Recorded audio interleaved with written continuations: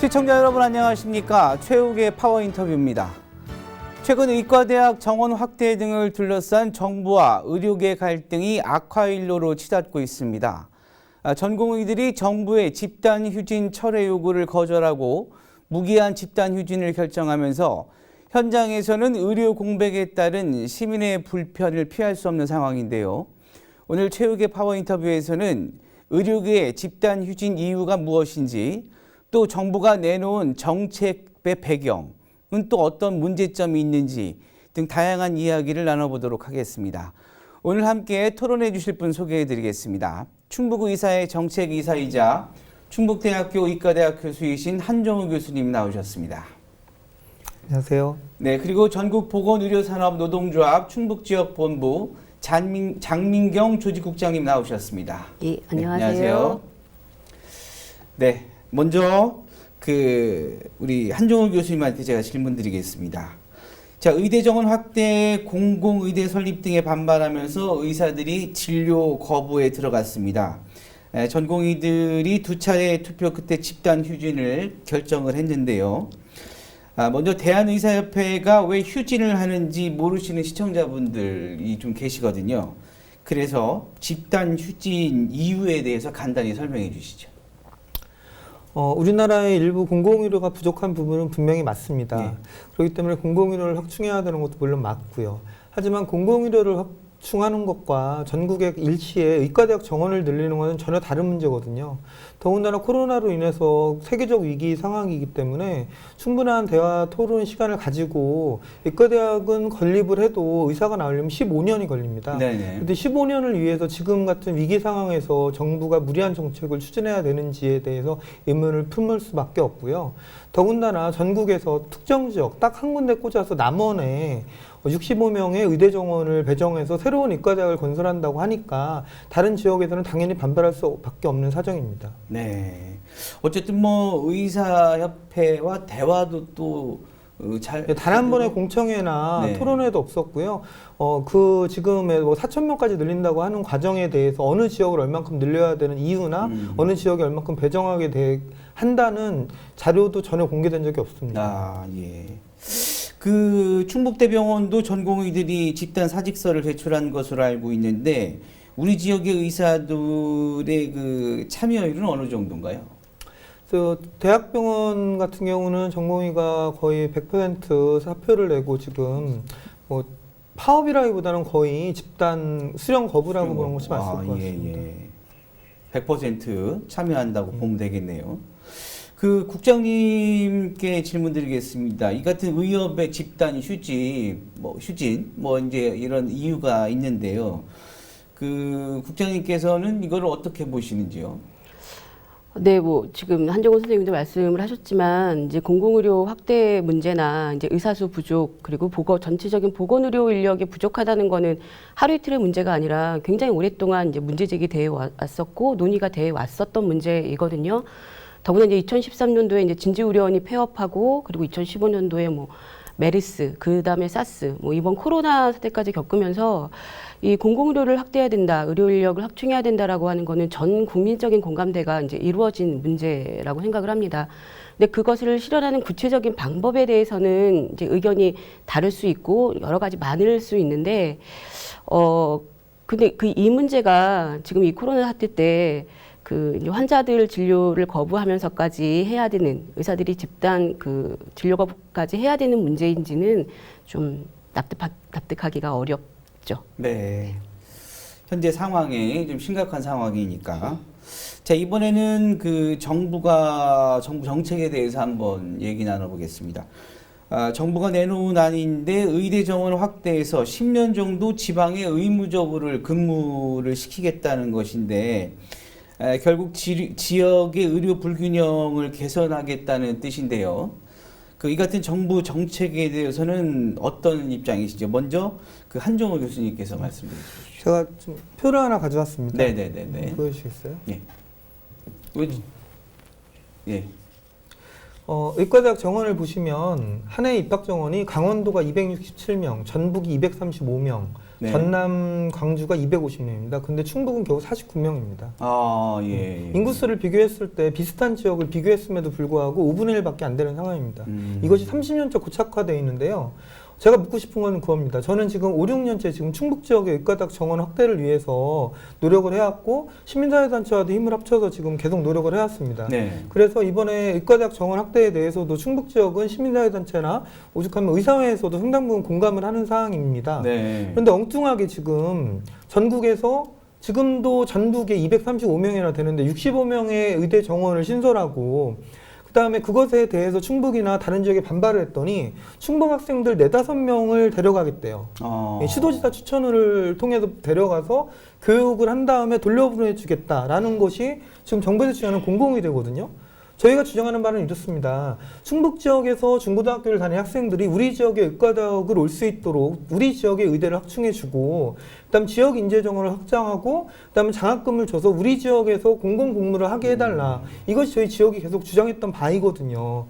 이걸 봐서 아시겠지만 전국에서 의과대학 정원이 부족한 지역은 충북 말고 없습니다. 네. 단언컨대 지금 다른 지역은 솔직히 남아 돌아요. 그리고 충북에서도 그나마 49명도 졸업을 하면 80% 이상의 학생들이 모두 서울 경기로 취직을 하러 갑니다. 예. 이 학생들을 어떻게 남게 할 것인가, 그리고 이 학생들이 어떻게 하면 공공의료는 공무원이 하는 것이 공공의료가 아니거든요. 민간인이 하지 못하는 중증 외상 환자나 응급 환자를 치료하는 분야인데요. 그 부분에 어떻게 하면 일을 할 수 있게 할 것인가를 정부와 지역단체들이 고민해야 되는데 그 부분은 없이 그냥 전북 지역에 그냥 의대 정원 65명을 배정한다. 저는 이거는 정말 아니라고 생각을 합니다. 네.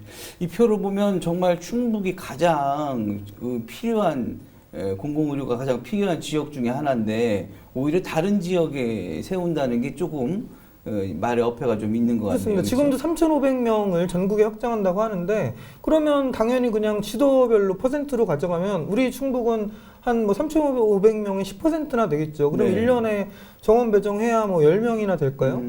그런 논리는 맞지 않고요. 그러니까 당연히 반발이 거셀 수밖에 없습니다. 예. 정말 정원이 적은 지역, 그다음 공공의료가 부족하고 사망률이 높은 지역을 어떻게 의대 정원을 늘리고 투자할 것인가를 정부에서 제시를 했다면 이런 사태까지는 오지 않았을 것이라고 생각합니다. 예.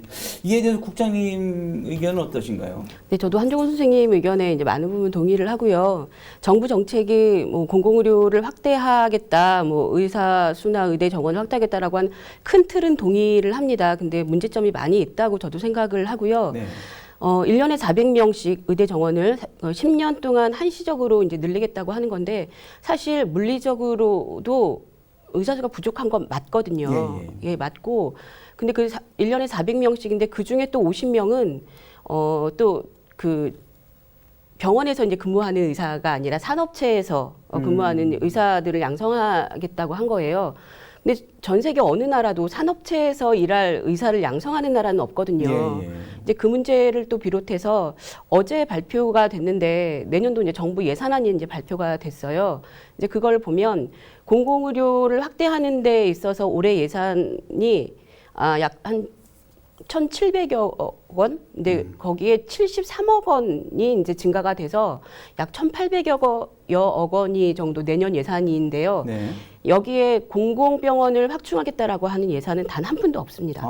근데 그 대신 바이오 헬스나 이런 그 의료 산업 쪽의 예산은 올해보다 한 2,600억이 증가가 돼서 거의 7,900, 거의 8,000억 원이 예산이 배정이 됐어요. 근데 이런 걸 보면서 정부에서 과연 공공의료를 확대하려는 정말 진정 어린 그 의지가 있느냐라고 하는 게 좀 의심스럽습니다.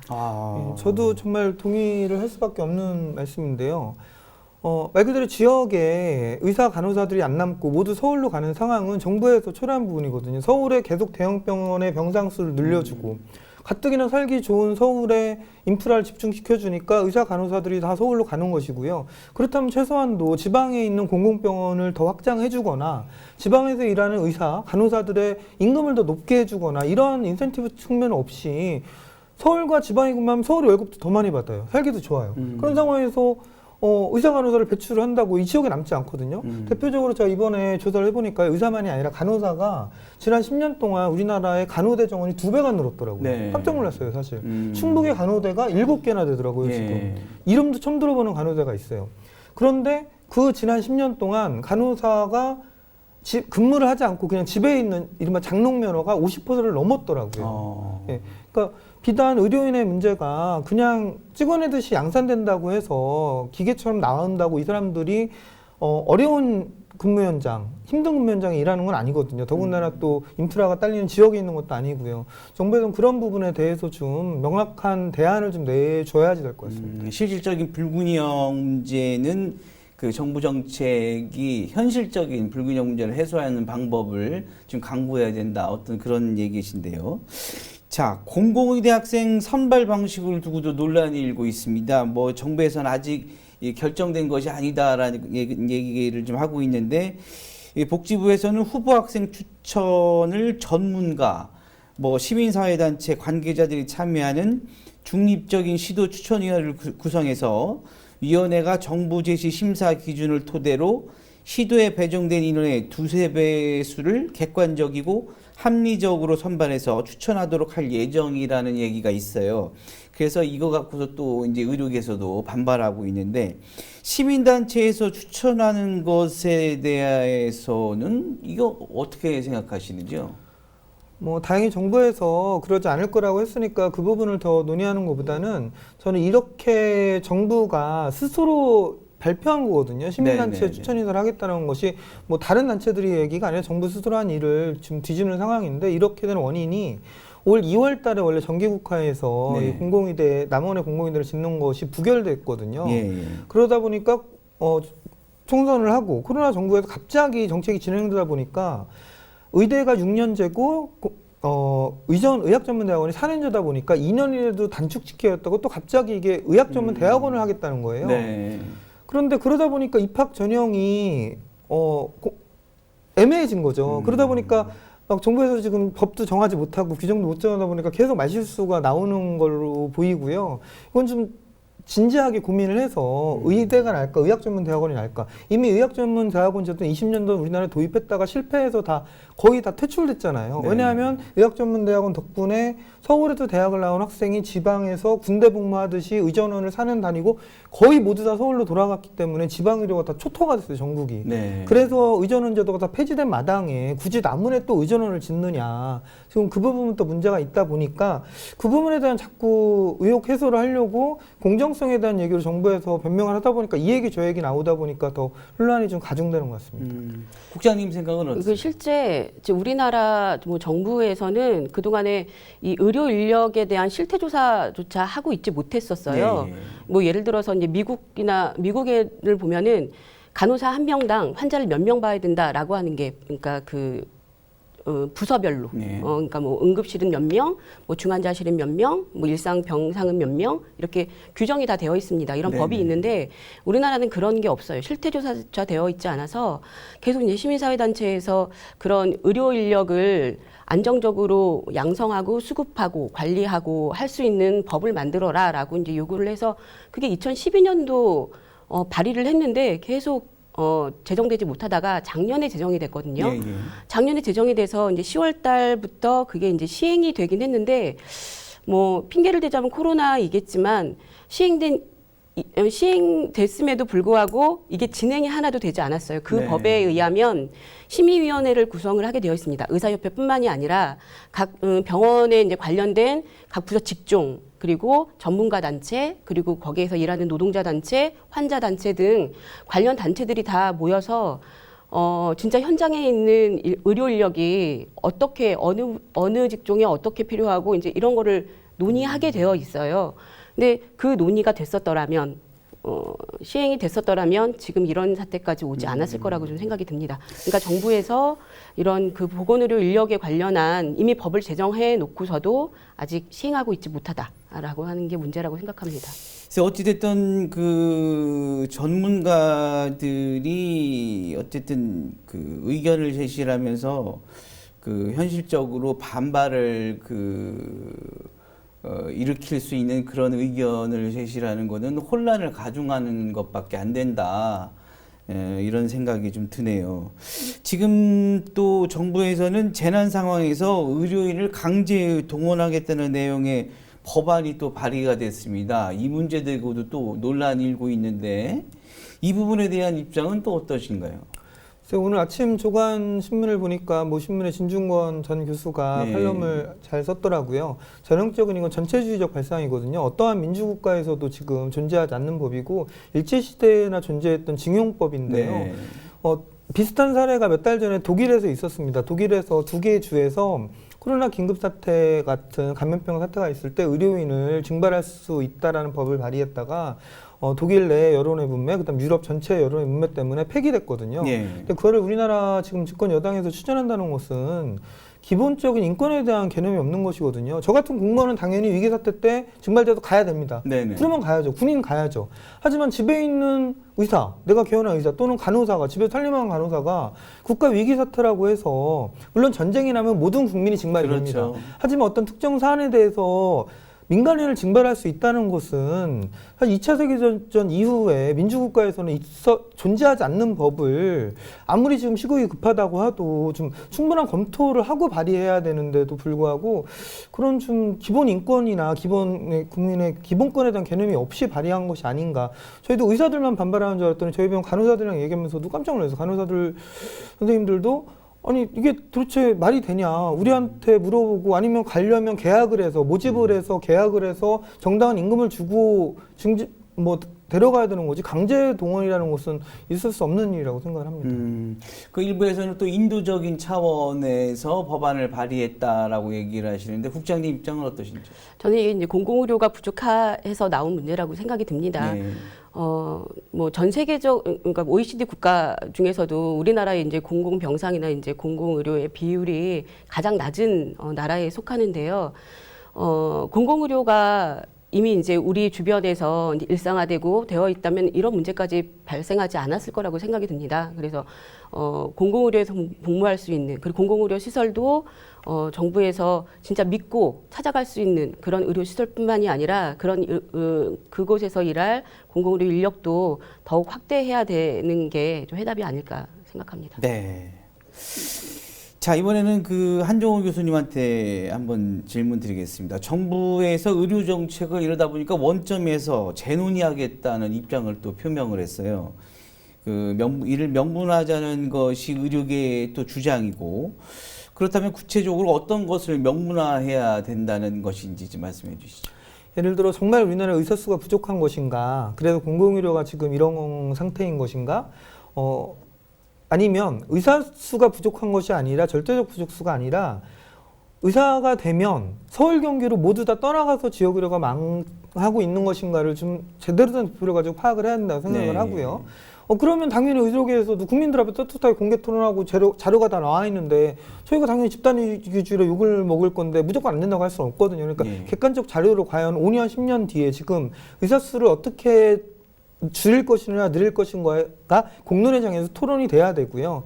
두 번째로는 의과대학을 정원을 늘린다고 했을 때 그럼 어떤 지역에 어떤 방식으로 늘릴 것인가도 그리고 그 사람들이 졸업했을 때 정말 지역에 부족한 공공의료에 취업을 할 수 있게끔 하려면 과연 어떠한 정책적 대안을 선행을 할 것인가. 지금 코로나 때문에 정신이 없는 상황이면 네. 당장 지금은 더 급한 것은 어떻게 하면 공공자원을 배분할 것인가를 먼저 해야 되는데 지금 그런 논의는 뒤로 가버리고 15년 뒤에 의대 나올 학생들을 선발하는 것 때문에 지금 이 난리를 치고 있잖아요. 그래서 그런 부분에 대해서 정말 국민들이 모두 다 알 수 있는 밀실이 아니라 공개된 장소에서 공개된 토론을 해서 좀 정책 방향을 정해야 될 것 같습니다. 네.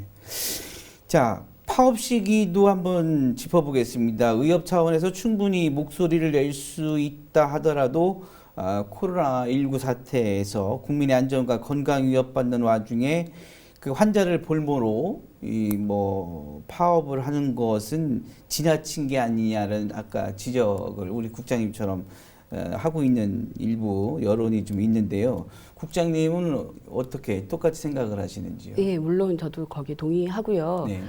뭐 전쟁 시에도 그 적군과 아군을 가리지 않고 부상병을 치료하거나 그 시설에 대해서는 공격하지 않는다라고 한 제네바 협약이 있잖아요. 예, 예.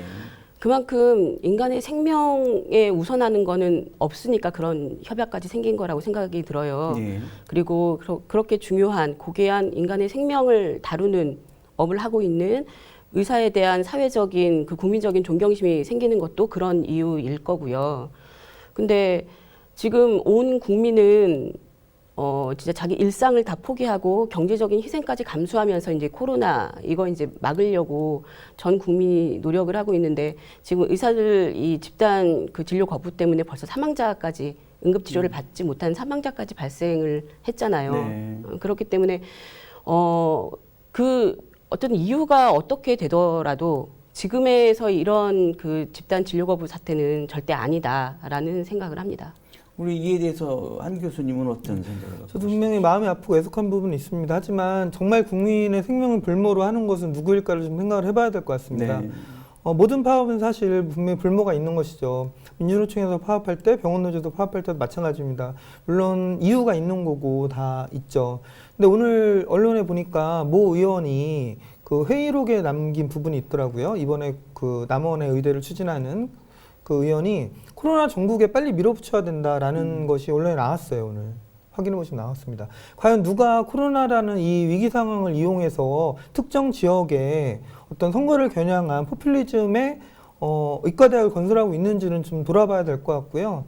지금 저도 빨리 공공의료나 공공의대를 짓지 말자거나 아니면 의대 정원을 늘리지 말자는 주장이 아니거든요. 네. 공개된 장소에서 원점에서 재검토를 하겠다고 한다면 지금 전공의들은 오늘 밤이라도 다 돌아오겠다고 합니다. 그래서 정부에서는 빨리 대승적 결단을 내려서 추진하겠다 안 하겠다가 아니라 원점에서 재검토하겠다고만 하면 전공의들이 복귀를 하겠다는 상황에서 굳이 이렇게 계속 정부에서 자존심 싸움을 할 것은 아닌 것 같고요. 전공의들도 약속을 했으니까 저는 지키라고 생각을 합니다. 네.